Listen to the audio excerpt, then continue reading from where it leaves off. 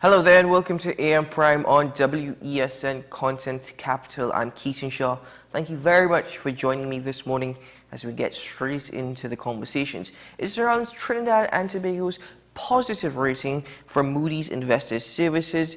It's been dubbed as a step in the right direction, but still more needs to be done. Well, to discuss this and to have a better understanding of precisely how we got here, what it means, and where we should be looking at, in other words, where we should be aiming for next, I'm joined by economist and lecturer in finance at the University of the West Indies St. Augustine campus, Dr. Valmiki Arjun. Good morning, Dr. Arjun. Good morning, Keaton, and good morning to all your viewers. Thank you so much for having me this morning. Well, thank you very much for joining us. Could you explain why this rating is so important? Why is it a step in the right direction? Okay, so first of all, it's important to understand exactly what the rating is. A credit rating is assigned by both Moody's and Standard & Poor's, and for some other countries as well, by the Fitch rating agency. They are assigned to let the global economy know, and by extension, more specifically, global investors know how credible we are in repaying our international debt obligations, right? Not just the actual principal involved in the debt, but the interest payments as well. What is the likelihood of us being able to repay this debt as opposed to us defaulting in its debt? That is what the credit rating actually shows. Now, a credit rating comes in various categories. The highest category, of course, is the investment grade category. Then after that, it's the speculative or the junk grade category. Okay, when you're in when a country is in the investment grade region, it is regarded as less risky in being able to repay its debts. So simply put, the global community regards it as being safe and reliable to lend to, because chances are that country is going to be able to pay you back. When it dips into the junk grade region or the speculative grade region, that is when some serious questions tend to arise.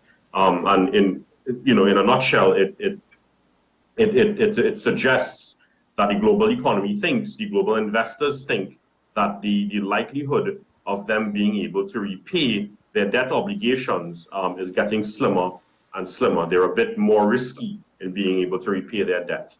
Now, with respect to the credit rating, the credit rating comes with a rating and an outlook. So it's important to distinguish both of them. The rating we've just spoken about, right? The outlook tells you the direction in which the ratings agency believes they're going to take the rating in the next exercise. So you have positive, you've got stable, and you've got negative. Positive means that they expect that within the next 6 months to 2 years, if things continue the way they're going in the economy, they're likely to upgrade that economy. So they're likely to upgrade the credit rating. If it's at stable, it means that they think that in the next ratings exercise, they will leave the rating as the same thing. They mightn't change it. If it's negative, however, a negative outlook means that, if you don't get your act together, we're going to downgrade you in the next ratings exercise. So what Moody's has done this year, they've said, okay, we will maintain your BA2 status, your BA2 credit rating, but we will change your outlook from stable to positive, which suggests that in the minds of the credit rating agencies, in the mind of Moody's, next year, when they come back to do another ratings exercise, once our revenue streams continue to go up and to improve, once we continue to experience positive growth and there's more responsible fiscal decisions than taken by the government, it is quite likely that they would upgrade us from BA2 to BA1. Now, I spoke about investment grade versus speculative or junk grade earlier. It's important to recognize that right now with Moody's, we're in BA2. Next year, if they really stick to that positive outlook and we do end up being upgraded from BA2 to BA1, that still means we are in the speculative or the junk grade region according to Moody's. So I think, yes, it is a positive step. It's encouraging. and we welcome the change to the outlook. And next year, of course, we would certainly welcome the upgrade to the credit rating. But we need to set our eyes on getting back to where we were in the pre-2017 era, which is where we were when we were in the investment grade region, according to Moody's. Keep in mind, though, that we're still in the investment grade according to Standard & Poor's, but we're on the lowest notch of the investment grade according to Standard & Poor's, which is BBB minus. Mm-hmm. What are the factors that has led to this improved outlook? Our credit rating is at the same. What's the factors that have led to this improved outlook? So what really and truly, remember, the credit rating is a signal of how the country, or how well the country should be able, or is expected to be able, to repay the international debt. How are you going to be able to repay your debt? Think of it as a household. How does a household repay their money, the monies that they owe to a bank? Because of the income streams coming into the household. Okay? So it's the same concept. This all depends on how on the level or the inflows of revenues into our local economy. So as we would have seen, our revenue streams have taken a serious bumper within the last fiscal year.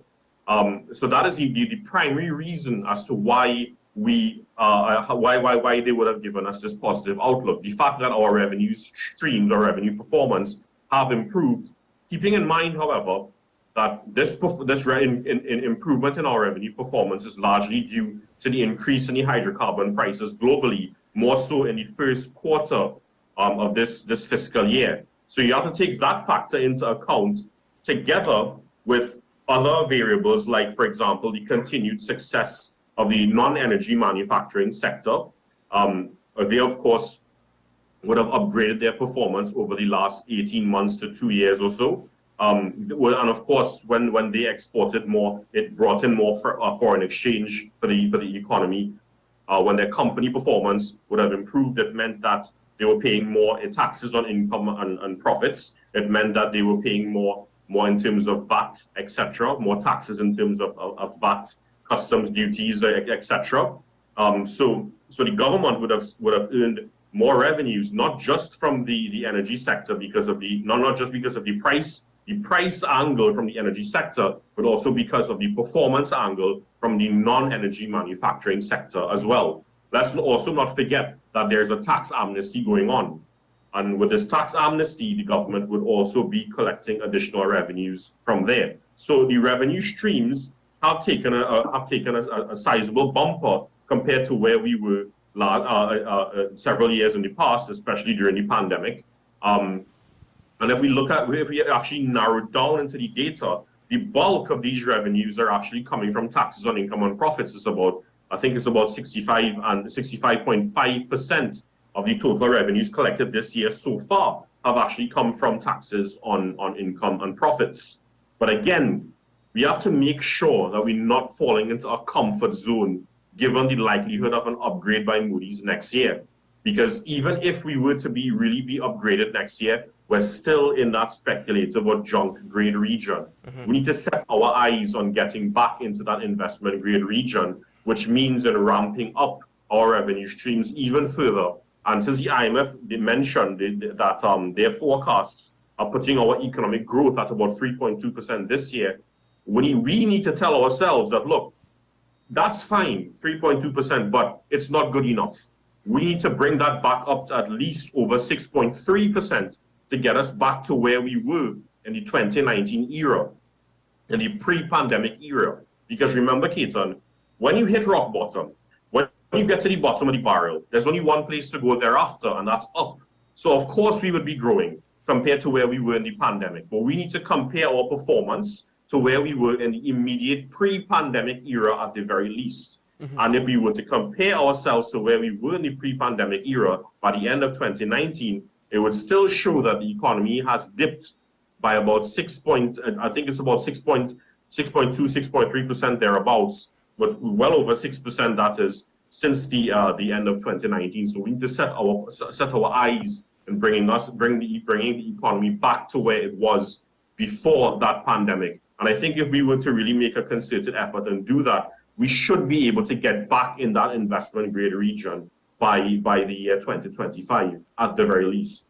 You've mentioned that we have to set our sights, we have to set our goals, but you also used the term comfort zone.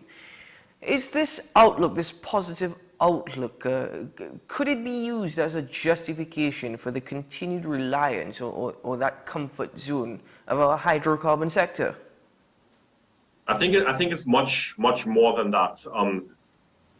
For decades, the hydrocarbon sector has not only given us the substantial amounts of our bread and butter, but it's also pulled the economy out of a very precarious position, which is what it did in the most recent past, which is what it did back in times like 2011, 2012, around that period as well. Right now, our production levels are not encouraging at all. Gas production, which is really what we are focused on in the hydrocarbon sector. We're more of a gas-based economy than an oil-based economy, but gas production has waned substantially in the last few years. It's in the vicinity of about 2.7, 2.8 billion SCF per day. Pragmatically speaking, we need about closer, if not more, than 4 billion standard cubic feet per day to meet the demands of TNTT to provide electricity for us via the independent power providers, of course, to meet the demands of the Point Lisas, the Point Lisas downstream plants, and also to meet the demands of the 3 remaining trains in Atlantic LNG. We need to be producing much more gas. What would have benefited us, however, is the fact that global prices of oil, gas, methanol, things that are used for fertilizers like urea, etc., that is a derivative of natural gas, or the prices of these items would have surged dramatically within the last year and a half, largely because of the geopolitical tensions, the war between Russia and Ukraine. But that is, one side of the picture. So we're earning greater revenues because of the energy side, not because of production, keep in mind, but really because of prices. However, does that translate so far into a better quality of life, into a higher standard of living, into greater welfare for the country? And the answer to that, unfortunately, is no. We're seeing a great deal of artificial development, what I call artificial development within the economy, more so because we're in an elections period. We're in that silly season, if you want to call it that. There's a lot of infrastructural development happening all over the country, more so with improvements of your road upgrades, for example, certain types of other activities like dredging of major rivers, etc., and on other infrastructural upgrades, which is not only done at this point in time. This is done every single time there's an elections season, and not just by one particular political regime. It's done by every single political regime for decades. So while it's a positive thing that we're seeing infrastructural upgrades happening, yet again, it does not translate into an increased purchasing power for in the pockets of the average Joe out there on the streets of the average household, the middle class and lower income household. For example, it is not necessarily translating into greater sales, greater profitability, greater performance of the private sector. And it certainly has not so far translated into greater provision of certain important state level services. So, for example, countries, several parts of the countries still have problems with respect to accessing reliable amounts of potable water, drinking water. Several parts of the country still have, in fact, even where I live in central Trinidad, you're still finding almost every single week there's a power outage. And there's of course issues that we face within the public medical system, and the list goes on and on. So despite earning higher revenues in the economy, it so far has not translated into a meaningful improvement in the quality of life. And I think it's high time I mean, this is a trend that's been happening decades after decades. It's not just one political regime responsible for it. It's regime after regime after regime. And I think it's high time that we ask ourselves why we continue to allow this to happen and not try, and the authorities not trying to alter this in one way or the other. Well, you've spoken a lot about the social impact. I know that Moody's report also spoke about our rather large transfers and subsidy bill, speaking about, for example, utility rates and how that is expected to be reduced. But that also is going to impact hugely socially, especially with regards to purchasing powers. Yeah. You see what Moody's is concerned with, and this is where the drawback of the of credit ratings tend to lie. Remember, credit ratings are not meant to give you an indication or directly give you an indication of the overall state of the economy. What a credit rating is, it's meant to indicate to in the global community and of course international investors how able this country is likely to be to repay their existing debt load. That is really what a credit rating is. And of course, you utilize the existing major economic indicators to tell us how well we're going to be able to repay our debt. And again, it comes back to the revenue standpoint. We're earning greater revenues from the taxation side, and we're saving money, which of course is going to translate into greater revenues, greater amounts of monies available for other purposes, one purpose being to repay our debt.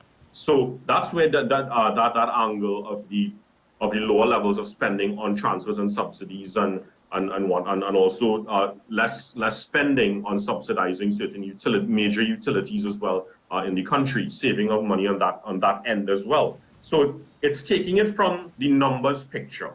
It's a numbers game that Moody's and by extension the authorities would have to be playing and are already playing. Make the accounts look better, make the revenue streams better so that it would tell the international community that we're able to repay our debt. And of course, some of these a lot of these are most welcome. Let's take, for example, the tax collection, the tax collection factor. We're aware for years that there's about a $12 to $14 billion gap in our tax collections in Trinidad and Tobago. There's a significant amount of tax evasion, tax avoidance, trade misinvoicing, which is something I've spoken about dozens of times. These leakages in our taxation system, of course, mean less revenue collections for the state every single year. If these leakages did not exist, or if the bulk of these leakages did not exist, then the state perhaps may not have increased their taxation rates in certain respects over the last few years. I mean, we've not seen any increase in taxes for a few years now, but back in from 2016 to about 2018 or so, we would have seen an increase in certain taxes as well. If taxation rates, that is, if our tax collection capabilities were a lot better back in those days, it might also, and even now, as a matter of fact, it might also have meant that the extent to which they've reduced subsidies, more so the fuel subsidy, in the last few years, it may not necessarily have happened. But of course, we'll never know because that was not the reality. There's still significant gaps in our tax collection, which is where the revenue authority is theoretically supposed to be useful in alleviating. In fact, of course, you know, it comes with certain questions, certain doubts as well, because the revenue authority is meant to be an amalgamation of the BIR and customs, but there are a lot of inefficiencies in both organizations. One of the greatest inefficiencies in the BIR is the fact that there's a high labor turnover. People come in, they work for a short period and they leave. More people come in, they work for a short period and they leave. So there's so far in the past, there has not been adequate staffing in order to do things like, for example, proper audit checks on certain major elements of the private sector, both major and minor elements of the private sector, to be able to determine, well, who's evading taxes and who's not evading taxes.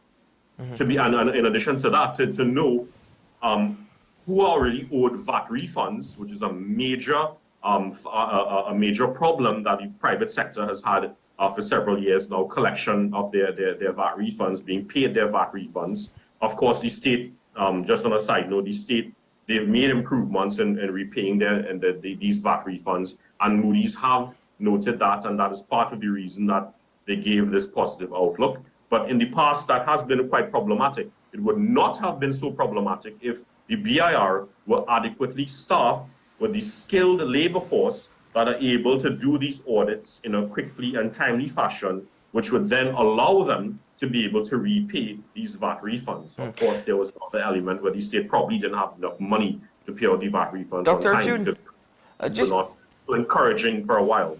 Now, we're running out of time, but very quickly before you go, improve in investors' confidence. It means as though, and you mentioned that earlier, but does that also speak to the ease of doing business here in Trinidad and Tobago?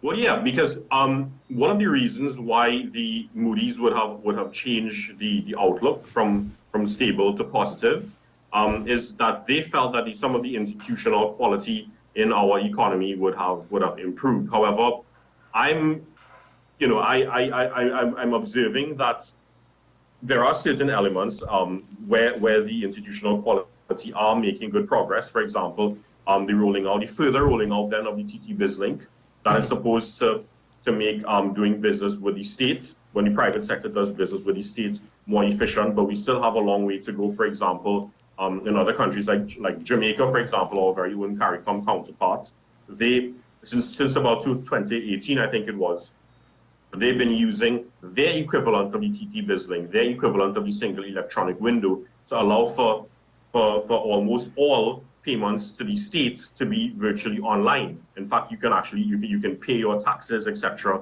online. It's high time that we facilitate this in practice in Trinidad and Tobago. And I think it's going to, because of the progress in the rolling out of the TT BizLink, I think this is going to happen fairly soon. I would hope it will happen fairly soon. But other things like submitting all your trade documents online, making it being able to pay your whatever customs duties and VAT, for example, that you owe to customs by online itself, so that you can, your broker doesn't have to go line up at the cashier by customs. All these things make doing business faster in Trinidad and Tobago, and on that angle, making it easier to access the goods and the raw materials, etc., that a business would have imported. But many times it just they're lying in the port for several days, if not weeks, without them being able to access it, and that of course delays business operations. And that's just some examples of various avenues that need to improve on. But I think we're in the right direction with the rolling out of the TT BizLink. Most recently, using the single electronic window, trying to implement the use of the single electronic window even further.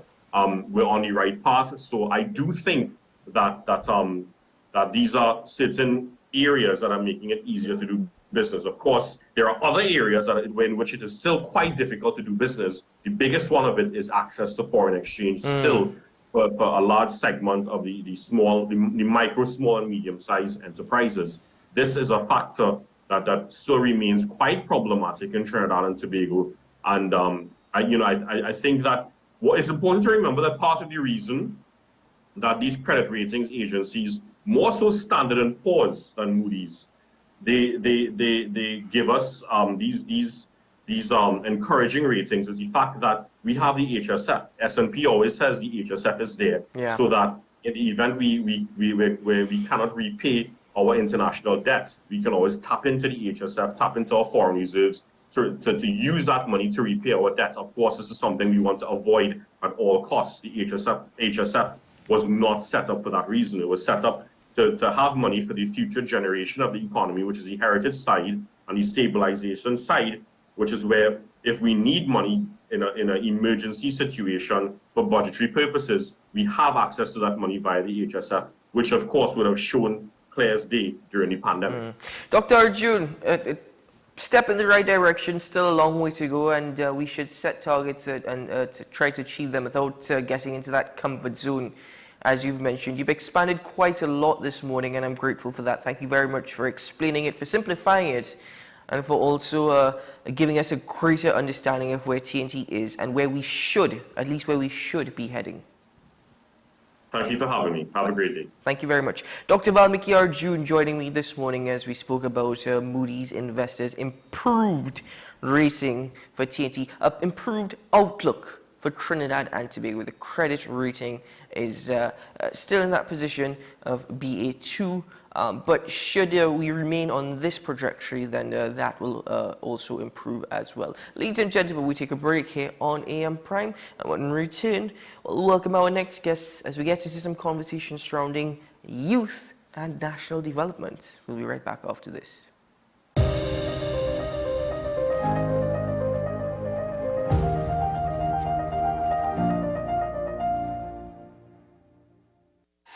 FanZone, your reliable, authentic supplier, has just gotten better. You can now visit our website www.fanzonett.com for your authentic wear and collectibles. The only place where you can use both your Visa debit and credit cards. Visit our website fanzonett.com to make your purchase today. The best for your baby is at thebesttoys.com. From the best strollers, car seats, baby carriers, high chairs, booster seats, rockers, jumpers and bouncers, walkers, baby blankets, feeding accessories, bathtubs. Visit us in-store at Forces Flagship McLean. Shop online now at thebesttoys.com. Order via call or WhatsApp at 332-BABY. And remember, we have the best toys at the best prices.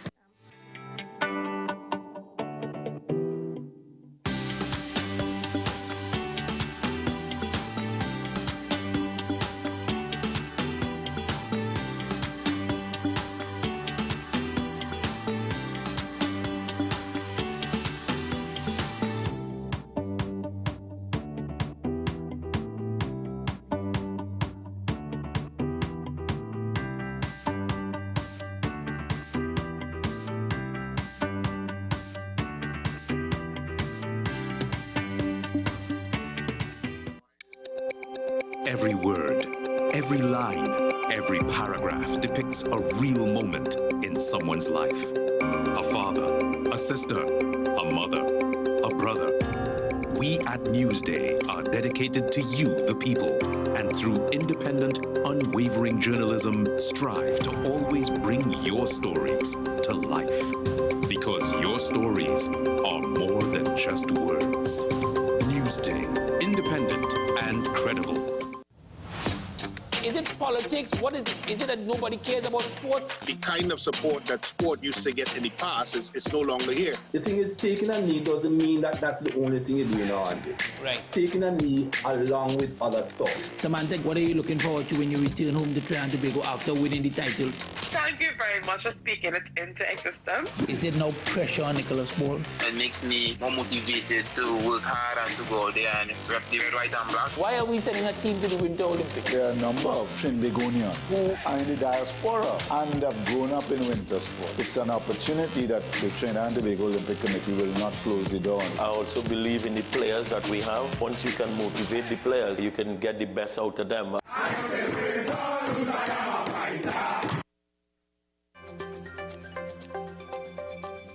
As you age, there is an increased risk of being diagnosed with arthritis, but younger individuals can get affected as well. When you tell them, but no, I need you to move your joints. You need to move it, otherwise it gets stiffer and it exacerbates the problem. There's that misconception that if I move it, it's more pain. So if you're to focus on these risk factors, then to me, it will help a large portion of the population, probably prolong, I should say, the inevitable, because inevitably you will develop arthritis. What's Up Doc, every Tuesday and Thursday on WESN, Content Capital.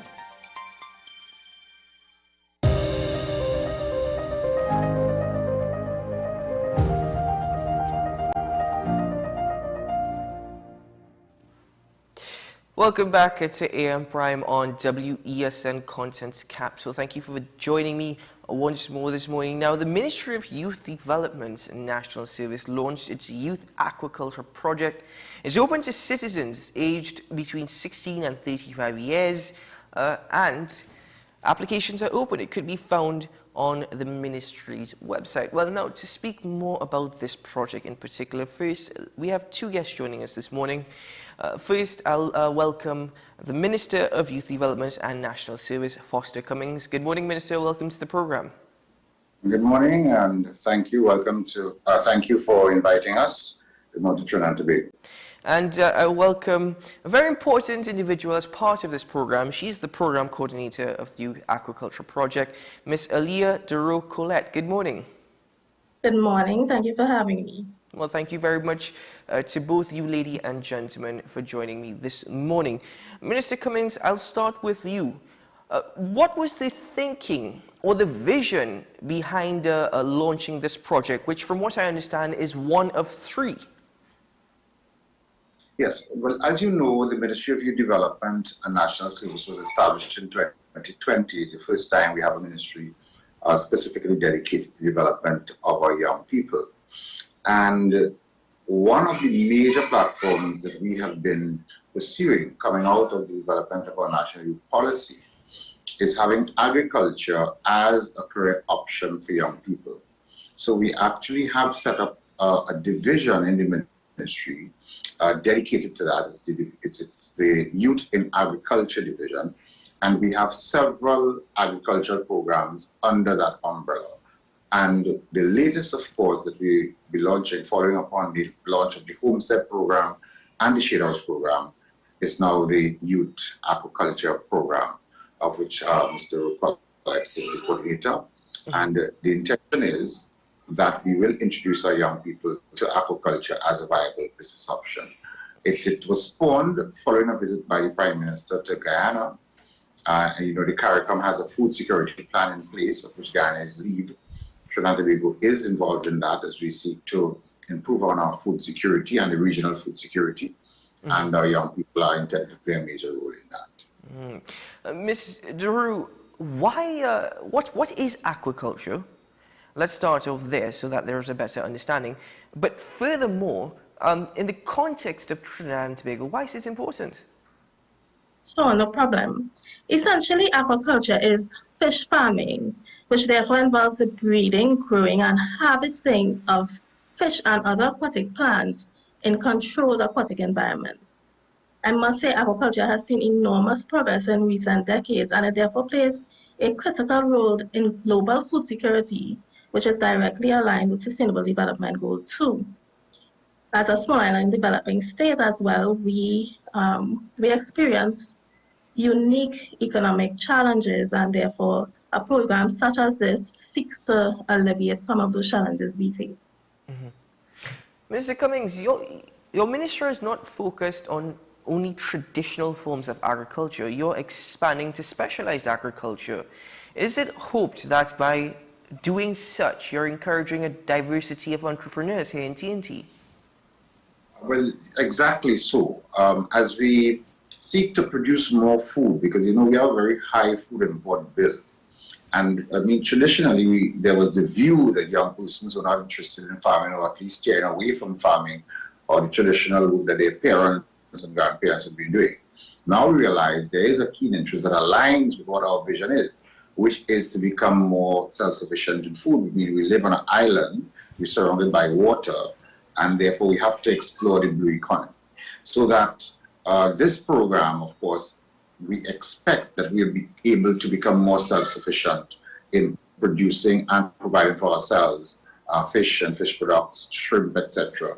Coming from the Guyanese experience, we do expect to get some assistance that have been promised us, for instance, in the rearing of our brackish water shrimp. And you know, Trinis do seem to have a liking for shrimp, and we hope to be able to produce more locally coming out of a program like this as we introduce more young agro-entrepreneurs.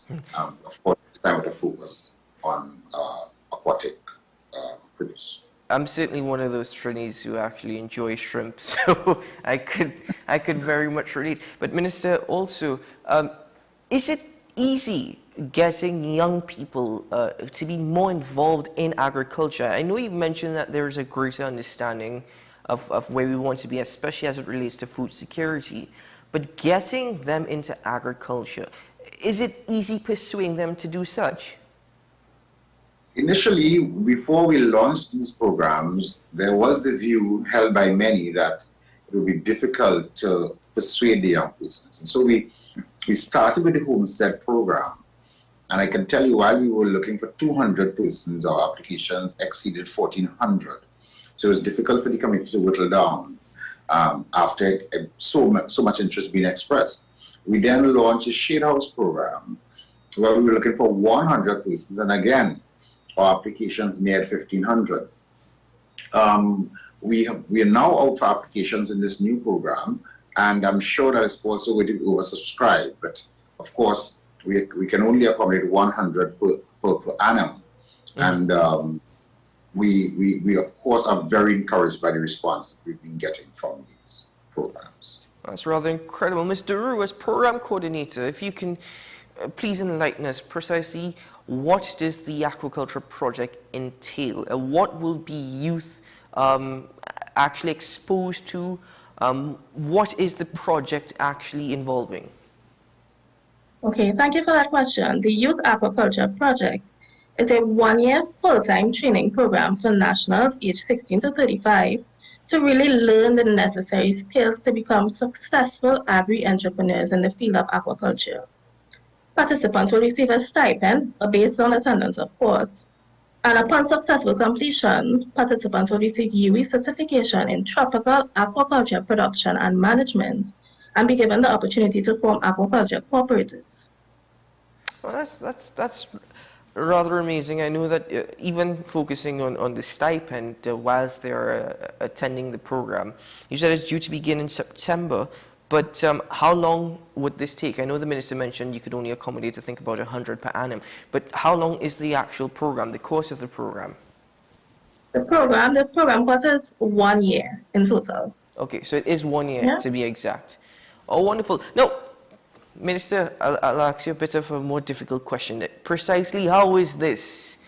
How is this focusing on national service? Well, the ministry has, I would say, three major areas of focus. One would be youth development, and that will entail training, technical vocational learning, and other training opportunities. And then we have the entrepreneurship development, and we have the national service programs. We are soon to launch our national service TT program that will involve volunteers coming on to share their experiences with the young people. At this time, this particular training program will not involve that sort of volunteerism from persons. We are in partnership with UWI, who will execute the training component, and the Ministry of Agriculture will provide the funds and the infrastructure and so for the program. But as we roll out our national service program, it's going to be all embracing and cutting across several disciplines to make sure that we have persons who may have contributed to society before, successful persons who want to give back and want to mentor young persons so that we produce, at the end of the day, a more well-rounded citizen for Trinidad to be. Mr. Rue, I see you shaking your head whilst the minister was responding. Is there anything that you'd like to add to what the minister just mentioned? Not necessarily. I believe that minister covered everything that I had in mind. But also at the launch of this program, it was mentioned our aging population. I know that is why there is also focus on youth. You've mentioned also food security. But one of the other aspects, Mr. Rue, that it was also mentioned, we haven't touched on much this morning, is overfishing. Is that something that will also be addressed as part of this particular program? Well, of course. With climate change and the demand for more seafood, we have definitely experienced overfishing, and we have definitely experienced a decline in the fish population. So with the Youth Aquaculture Project, where we are able to foster the cultivation of fish and aquaculture and aquatic products in a controlled environment, we definitely would see a reduce in overfishing. Mr. Drew, where is this program actually being facilitated? So the theoretical aspect of the program will be facilitated at the UE St. Augustine campus, whereas the practical aspect of the program will be facilitated at a site in Londonville, the Aquaculture Training Center, also known as the Sugarcane Feed Center. And this will be done in collaboration with the Ministry of Agriculture. And registration is currently open. I think you all have extended it until tomorrow, the 20th. Am I correct? Correct. Via the Ministry of Youth and Development and National Services website? Yes. Wonderful. Well, before I let you, ladies and gentlemen, go, because I know it's rather busy, the schedules all have ahead. Minister, excellent program, good initiative, but what comes afterwards? Upon completion, they receive their certification. What happens afterwards? We have determined that we will make sure that all our training programs have some level of certification, which would, one, allow the participants to matriculate into other areas of higher learning involving agriculture and related fields, but as well prepare them for either the world of work or to become entrepreneurs themselves. The intention is that once those who are interested in the cooperative aspect of things, that is to say, those persons who completed successfully and want to get involved in the cooperative, we will, of course, get the cooperative development division involved and guide them on the formation of an agricultural cooperative, and they can come together, pool their resources, and start a viable business in that way. Some persons may choose to do their individual thing at home if they have land available, and of course that is something we'll also encourage with the support of NEDCO and the ADB to give them necessary entrepreneurial training and the funding. As you know, last week the government approved a small and micro business grant, non-refundable, so that if persons complete these training programs, other persons who want to get involved in business, the NEDCO will be able, the NEDCO is administering this program for the government, will be able to afford them the training and the support that they require, but certainly as well give them the startup capital that they will require to start their businesses. Well, Minister, thank you very much for joining me this morning and for speaking more and expanding about this particular project, as well as intentions for future development. Ms. Alia Deru, thank you so much also for joining me as well this morning, for speaking about the actual project, what it entails, what it involves, and precisely why it is important. I wish you two all the very best. A very good project, if I may say so, reading the details about it, and I encourage those to go on the Ministry of Youth Development and National Services website to get more details. But ladies and gentlemen, all the very best to you and all the very best in the program. Thank you very much for having us. Thank you very much. Well, you can visit the Ministry of Youth Development and National Services website for more information on the Youth Aquaculture Project, one of three that the ministry is embarking on.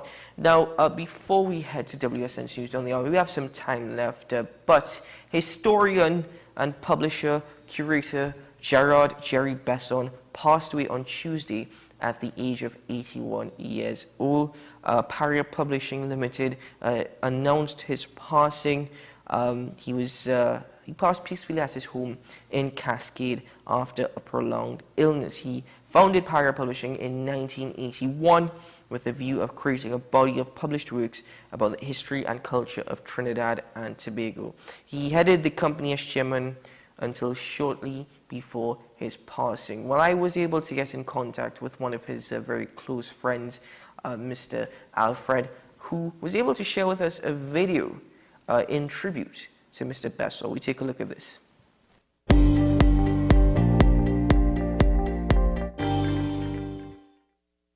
Gerard Besson, better known as Jerry, was born in 1942 and grew up in Belmont, Port of Spain. He was educated at Tranquility Boys School and at St. Thomas High School. Having from young the ability to draw, build models, and later paint, it was easy for him in 1962, together with Wayne Barclay and Rosemary Stone, to start up Selmore Display, a company that specialized in show window, showroom, and trade fair design, as well as carnival costume design. Jerry's career in advertising began in 1965 when he worked at Lonsdale Trinidad Limited under Brian Ferreira and later at Norman Craig & Cummel, NCK under Percy Huggins. He then moved to Habib's stores as advertising and merchandising manager, where he was in charge of the chain's window and in-store displays, advertising and sales promotions. After a 2-year stint, he accepted the position of account group head at K&E CPV under Reggie De Silva. The local advertising agencies in the early 1970s represented all the leading brands and significant institutions. With the oil boom, new institutions, products and brands came into being. This offered an opportunity for the launch of creative advertising, which I founded in 1972 with Clive Bradley and Ken Chi. Sheila Hezekiah, who I married in the same year, would be my muse and inspiration in those early years, and would later provide the stabilizing element in both my career and in the advertising agency that we would build together. Sheila represented creative advertising on the Advertising Agencies Association of Trinidad and Tobago executive for many years in the roles of secretary, treasurer, vice president, and president. Creative advertising became the go-to agency for many of the new products, brands, and institutions that were coming into being, as older agencies were handling the older companies and brands. Creative advertising was the fighting agency if you wanted to take on the established competition. With the burst of nationalized companies, Jerry landed several important government accounts, most notably the National Insurance Board, for which he organized the launch, designed the logo, and produced press, radio, and TV. For T&Tech, he produced the logo design as well as the branding for the repositioning of this utility that was placed under the chairmanship of Professor Ken Julian. To present day, many of his logo designs and symbols are still in use. The agency launched and branded the National Commercial Bank, a local banking institution that was to compete with the long-established foreign banks such as Barclays, Royal Bank of Canada, Bank of Nova Scotia, and CIBC. I would say that my most influential work before starting creative advertising had been as advertising manager for Habib stores. I had convinced Edward Habib to be the first advertiser in Trinidad and Tobago to use black models in advertisements of high-quality, high-priced men's clothing. Because of his faith in my ability, I suppose, Edward brought the account of his expanding chain of stores to creative advertising. Roy Boyk, who would go on to open Atlas Advertising and Key Caribbean, was then at the Express. He was the chief photographer there, and I worked with him on a series of ads which broke the racial mold in Trinidad and Tobago and pitted Habib's successfully against the leading menswear establishments at the time, such as J.T. Johnson's, Hoodley's, Harry Clark, and some others.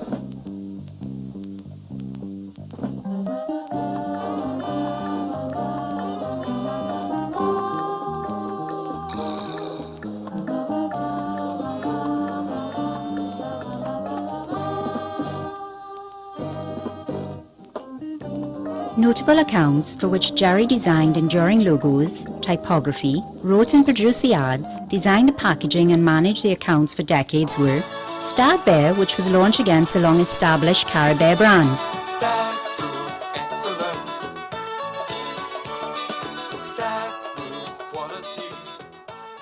Flavorite Ice Cream, which was positioned against Canning's, the leading brand at the time.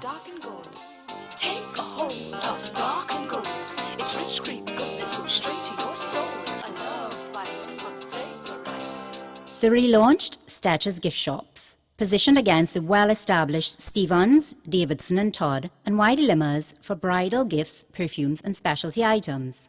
Standard Distributors, which challenged the leading chain Kirpalani's. What made Jerry's creative direction unique in the advertising sector of the 1970s to the 90s was his original use of copy and original visualization from a strong cadre of illustrators who worked in his studio.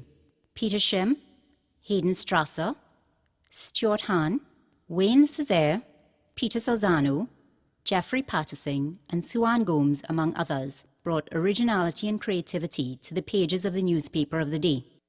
Clients found the clear lines of black and white illustrations, the originality of the layouts, and the new approach to the use of typography more impactful and creative. It also suited the taste of the times and was perceived as in vogue and ultra-stylish.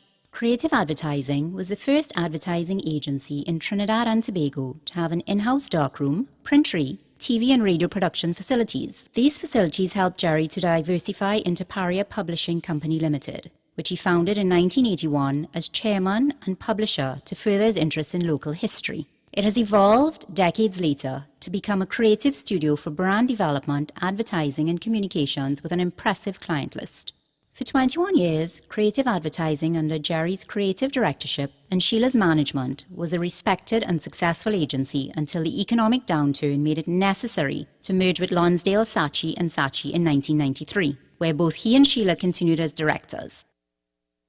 Jerry retired at age 60 in 2002. Jerry is a consummate historian, always ready to share his vast knowledge of the country's history through his many books, his web blog, his documentaries, and his work with the local museums. Once a formidable strength in the advertising world, Jerry Bessor's creative output and social influence continues unabated.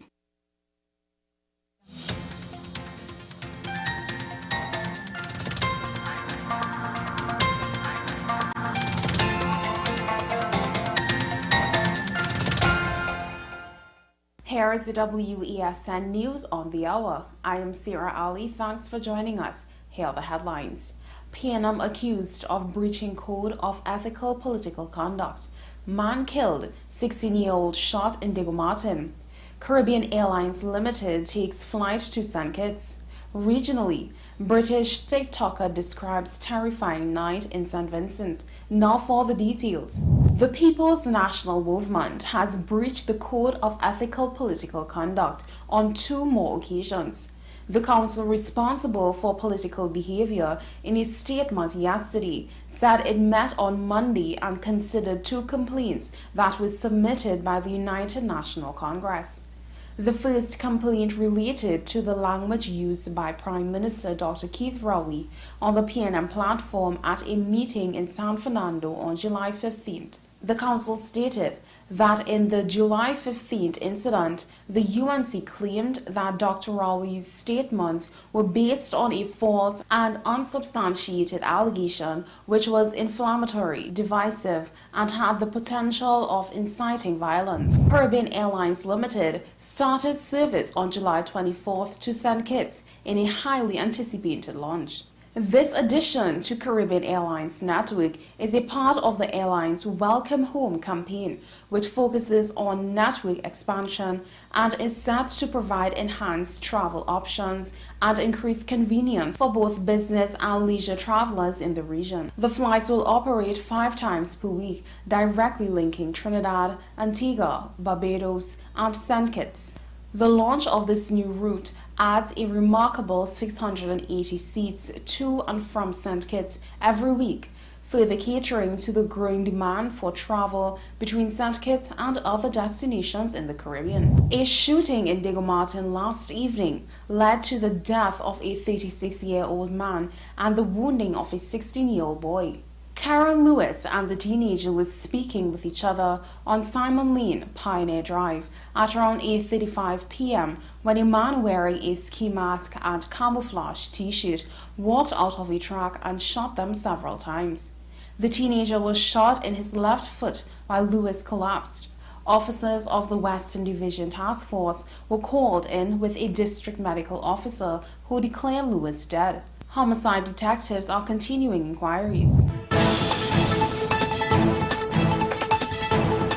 Regionally, a British social media influencer who goes by the handle Travel with Zoe says she can't stop hearing the bangs after a 45-minute ordeal where a burglar broke into her apartment on the Caribbean island of St. Vincent on Monday night. The travel blogger who came to St. Vincent for the carnival said she is staying in an apartment by herself and went to bed around 11 p.m.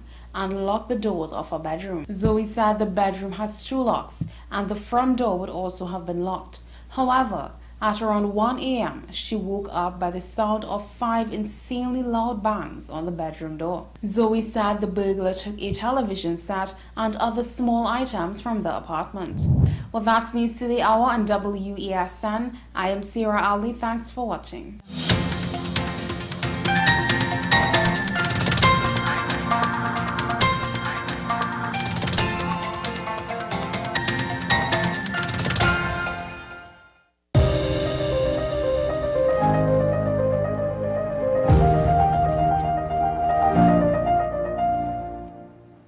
Welcome back to AM Prime, and thank you for making the time to join us this morning, ladies and gentlemen. My next guest is the Manager of Technical Services at the Environmental Management Authority, Mr. Wayne Rajkumar. He's with us via Zoom this morning. Good morning, sir. Welcome to the program. Hi, welcome. Good morning to your viewership and your people listening on. Well, thank you very much for joining me. Could you first start by explaining the role and function of the EMA, especially as it relates to noise pollution in Trinidad and Tobago? Yes, certainly. So the EMA was established around 1995 and is governed by the Environmental Management Act of 2000. The Act is a piece of framework legislation that gives the EMA its mandate. And the mandate is basically to manage the environment using a collaborative, coordinated approach, as well as issuing public education, informing the public about the environmental issues, and also managing pollution through several pieces of legislation. Mm-hmm. Noise pollution is just one of those pieces of legislation to manage noise pollution. Mm-hmm. What is the noise variation process?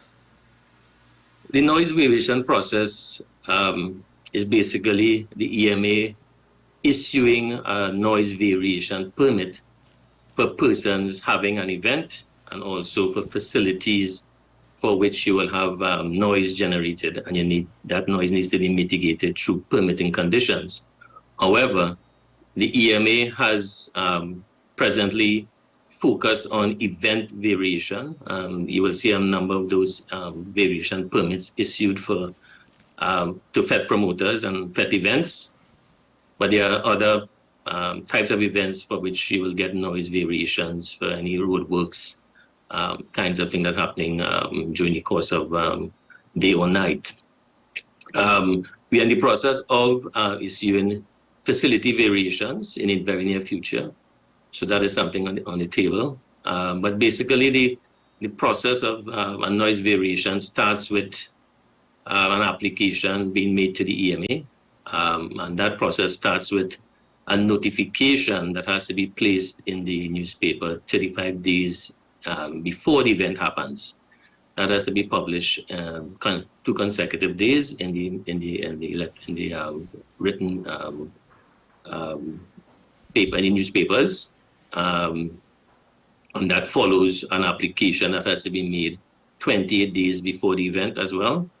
The EMA will process that information in that application, do a site visit as well, and based on the information provided, determine what is the best prescribed limits to issue for that variation. And that normally would go a bit above the standard, for a very short period of time. So the permit would have conditions inclusive of daytime and nighttime noise permissible levels. Mm-hmm. Once that is issued, the EMA will then monitor that permit, that noise variation permit, using a priority scheme. So we won't be able to monitor all events that are occurring on a particular day because of the resources, but we will strategically determine which are the high priority ones based on the sensitive receptors and other considerations. Well, I've actually seen those notices in the newspaper. They're very hard to spot if you don't look too closely. They're very, very small. You have to use your glasses sometimes. But I'm just wondering, what are the criteria that needs to be met in order to apply for the noise variation permit? Yeah. Just a comment on the font size of those ads. The EMA has issued a particular standard for that, so it must be of a certain dimension and a certain font size. So we have seen over time some persons complying with those font size and those size of the notice. You would see some still remaining small, but others are complying with that. With that requirement in terms of the font size and the size of the ad. With respect to the criteria, so they would have to provide national identification, general information about the location, where the event is happening, the surrounding receptors, information about the event itself. I said before, location, and the EMA would then use that information and do a site visit and determine if they're satisfied all the requirements and the permit will be issued. During the course of the 35 days, if there's any objection to that event, that is taken in consideration before the EMA issues the variation. Can anyone apply for this noise variation permit? Yes, once you have the permission of the venue owner is the person who is really making the application. So the promoter may not be the same person as the owner of the venue. So the owner of the venue is the applicant, right? And that person will be held liable for any breaches of the permit condition. Now, I know you've mentioned that the EMA cannot monitor every event over the course of days simply because of resources. But could you give the assurance that the EMA is monitoring events? Yes, I can give that assurance. So our environmental police unit operates 24/7, and they would be given the responsibility to monitor these events that are priority.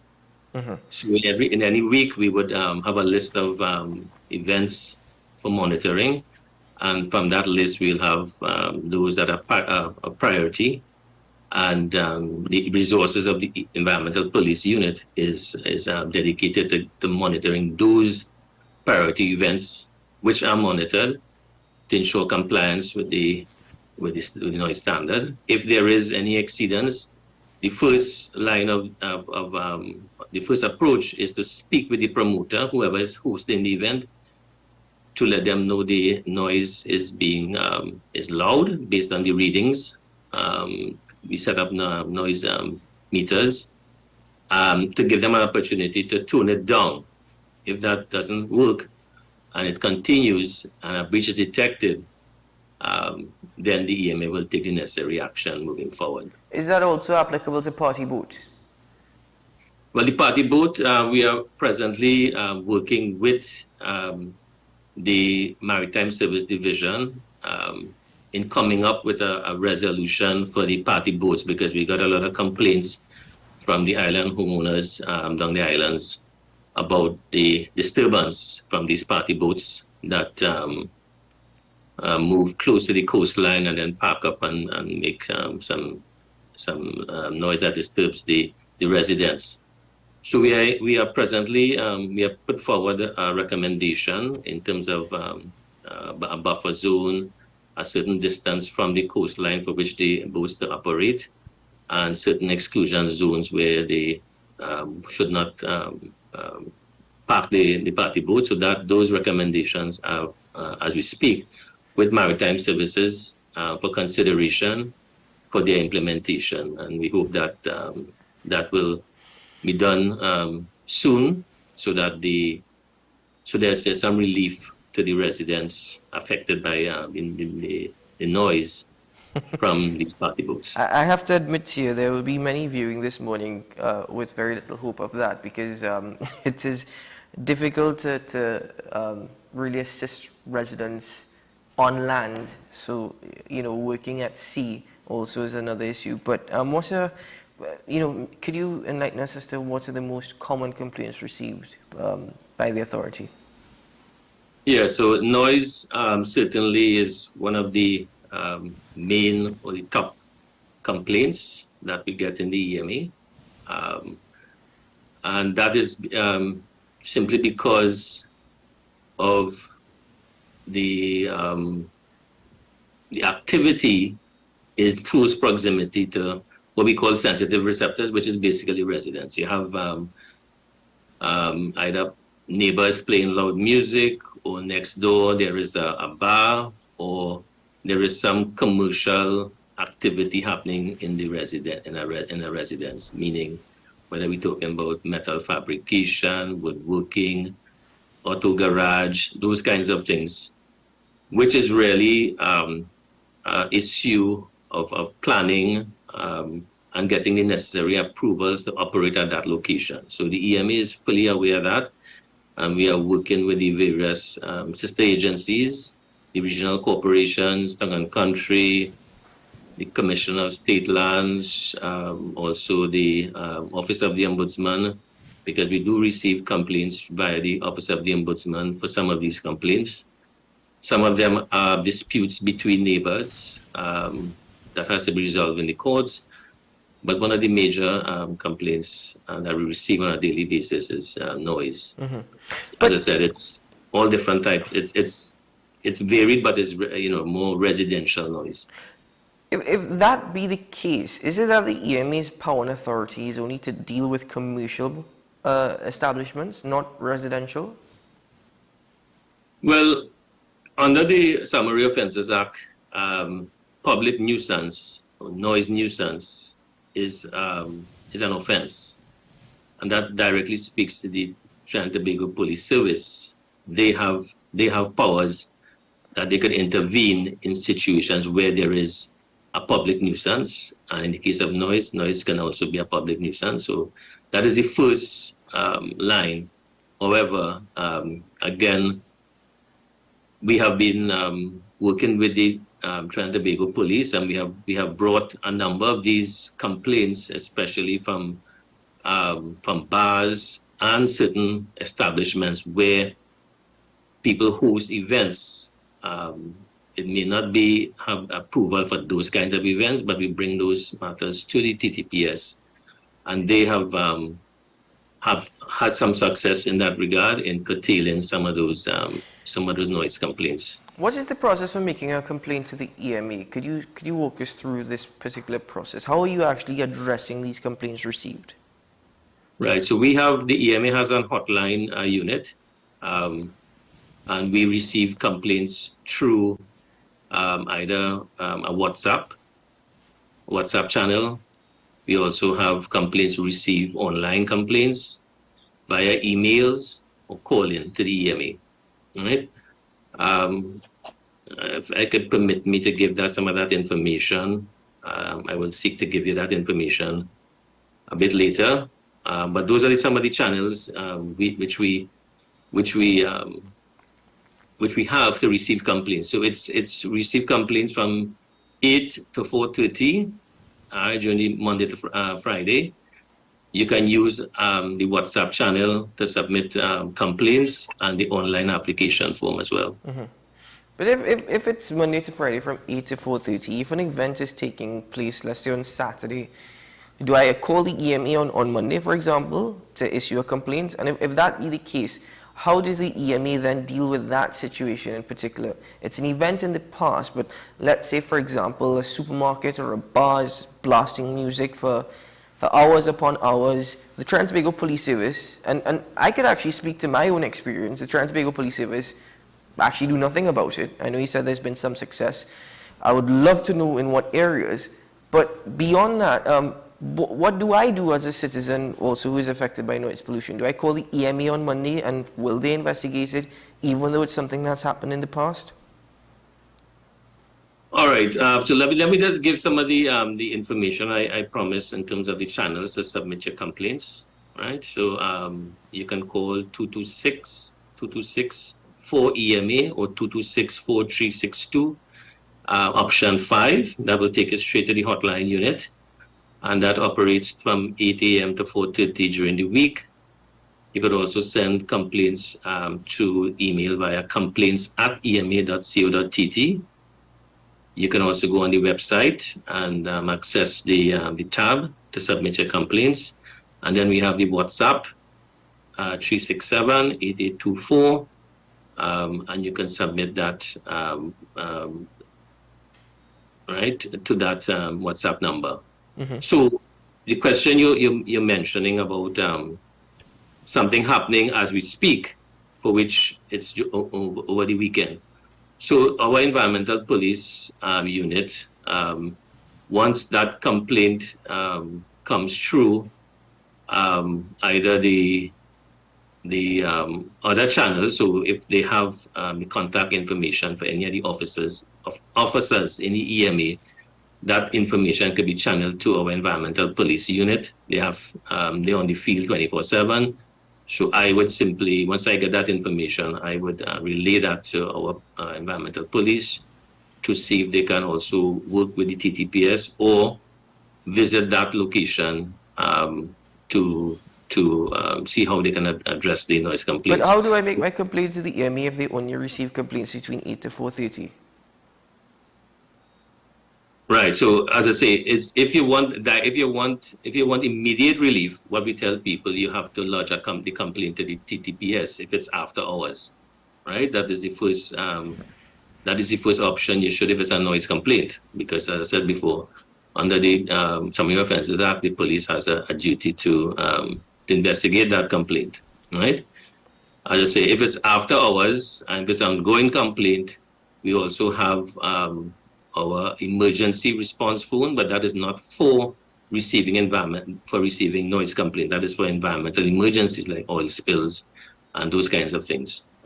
Does the EMA have the remit to deal with commercial establishments in residential areas? I don't want to get into town and country planning and all that, but let's say, for example, a commercial establishment in a residential area. Could the EMA deal with that? Yes, yes. If that commercial entity has all the relevant approvals, and it's something that went through the CEC process, the Certificate of Environmental Clearance process, they would have been issued a Certificate of Environmental Clearance, and within that CEC, you would have a number of conditions for which the commercial operation will have to abide by. So the EMA will be monitoring that establishment. However, there are many establishments operating in Trinidad with all the regulatory approvals, inclusive of the EMA approvals.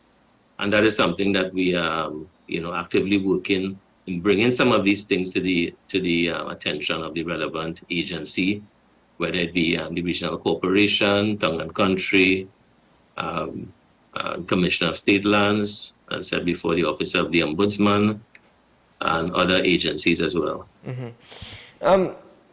Recently, when I said recently, I mean a couple months ago, at a joint select committee meeting, the group Citizens Against Noise Pollution highlighted that through their experiences and through complaints they receive, it seems as though the EMA, as well as the TTPS, but we're speaking to the EMA this morning, do not enforce existing laws as it relates to noise and noise pollution. How do you respond to this? The EMA respond, as I said before, if we get a noise complaint, that the EMA will investigate that. As I said before, if it's related to some activity, right, whether it's a woodworking shop or some auto garage or some other type of complaint, the EMA will log that complaint and investigate it and determine what is the best course of action. It may be, as I said before, a neighbor making noise using his music system. So we will intervene in that regard and advise them of the rules and regulations, right, concerning the thing. So the EMA officers would investigate the complaint and determine the veracity of the complaint, whether it's something that required a permit in the first instance for them to operate, or whether it's something that's very transient that could be easily addressed through a warning by our environmental police, advising them of the noise pollution control rules and other pieces of legislation that they need to abide by. Well, Mr. Rajkumar, I know it's not entirely your fault or responsibility because we're speaking about the EMA. I mean, you're the one discussing with us this morning. But you're going to have a lot of people who would be dissatisfied with that response because a lot of people are speaking about their experiences and saying it's quite the opposite. In fact, even in my experience, I made a complaint to the EMA and I was told afterwards by individuals whom I spoke to that I was supposed to receive something like a receipt number after making that complaint. And I actually never got that when I made my complaint. And up to now, the EMA not only has not contacted me again, but has not even showed up to investigate the complaint or deal with the situation. And that is a lot of what is being expressed, not only in a previous conversation I've had with Citizens Against Noise Pollution, but also this morning as I speak to people viewing this particular conversation. So I don't know if the EMA needs to become more aware of it, or if the EMA are actually doing what you are saying they should be doing. But there are many people who are experiencing the opposite of what you're suggesting. As I said, even making that call to the EMA, I have gotten no response up to now. So I don't know what people in Trinidad and Tobago as well would be going through. Now, it would be interesting to find out from you after this segment if you could send me the information so we could look into it, because once the information comes through the various channels that I mentioned before, and it's determined to be within the EMA's remit, the EMA will assign a ticket number to that complaint, and then we pass to an officer for investigation. Loud noise complaints are normally handled through our environmental police unit. All right. Other complaints would be assigned to the officers in the environmental emergency response and investigations unit.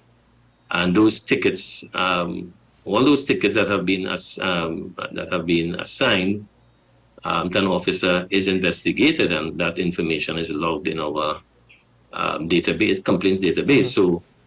There may You can send me the particulars of your complaint, and I would give you the assurance I will look into it. And I appreciate that, but there may also be a need to, when people are calling into the hotline, to also emphasize to those who are receiving the complaints that those numbers need to be issued.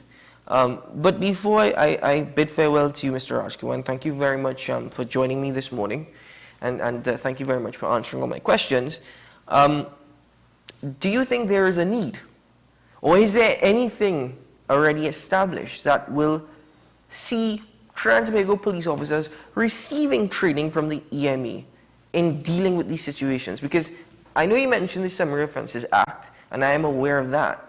But more so in actually helping the situation, dealing the situation, is there a need for that sort of relationship between the EMA and the TTPS?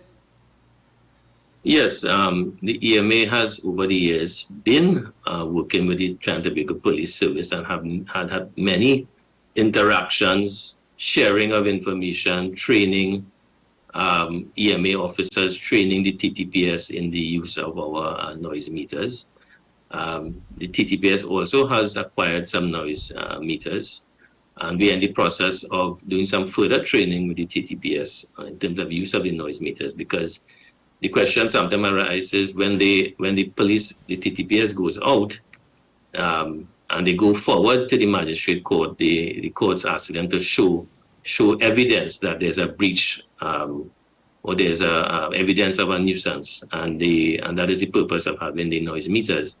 So the EMA has been over the years working with the TTPS in terms of training and sharing of information and doing joint exercises.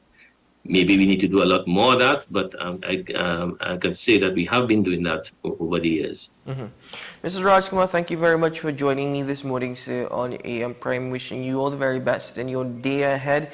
And I hope that the discussion we had this morning will lead to a better, more fruitful relationship between the authority and the citizens of Trinidad and Tobago. So thank you very much, sir. Sure. Thank you as well. Mr. Wayne Rajkumar, of the Environmental Management Authority, joining me this morning, Manager of Technical Services on AM Prime, speaking about the EMA and tackling noise pollution, its powers and its responsibilities. I hope you've gained some information this morning, ladies and gentlemen, because I'll be honest with you, it's on a daily basis I actually receive messages saying that this is a situation that needs to be addressed if we can have this conversation. So let's see furthermore what needs to be said or what needs to be done, but that's where we end AM Prime this morning. And thank you for joining me. Wishing you a good day ahead, and from 6 a.m. tomorrow morning, I'll see you again. Until then, bye-bye.